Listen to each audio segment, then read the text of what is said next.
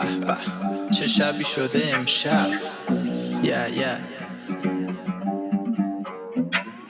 سلام به رفقا و فامیلی، آقا مست نکنیم رنگینی. قاطی پاتی مثل آشش و لقم، سر مشروبات پشت سر هم. اون جایی که دیدیم هم دیدیم، شما فرار و ما راش میدیم. رپی مپی میام، هپی مپی میام، ردی مدی میام. کار داشتی بام رفیق وسطه، بی حوصلگیت بی انگیزگیت شناخته میشه. گرچه داخله همین مهمونی، ماشینمونم یافته میشه. داشت سعیده ای کاش نپیچه، برا بکس امشب تیتیشه. یار قسم خورده ی منم این دفعه خیلی سیریشه. زیاد نی فاصله تا مریخ، تو را بزنیم یه سرویس.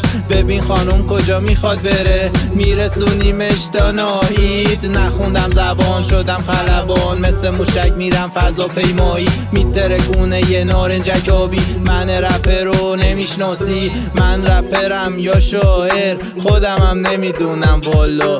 کلماتو چیدم آهنگام پازل به میشه نازل. شمام جزی از این الگوین، دلم شده تنگ بخوره یه بار سرم به سنگ. آخه چه وقت این حرفاست، میخوام برقصم تا صبح هنگ. جمعه همه سیتی بی دنگ و فنگ، برو بالا بگو ماشالله. آسمون خراش دیره کلاش، پول زیاد شاواش شاش. کوسه ذاتن وحشی و خشنه، اما کوسه صورتی دوز میرقصه.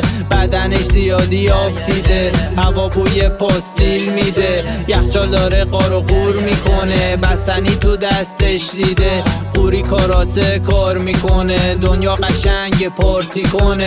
کولا شیراز میشه کوکاو، سرد نشه قهوه موکاو. آهنگو بکن ریپیت چند بار، بنداز گاز بده توی چمران، توی چمران، توی چمران.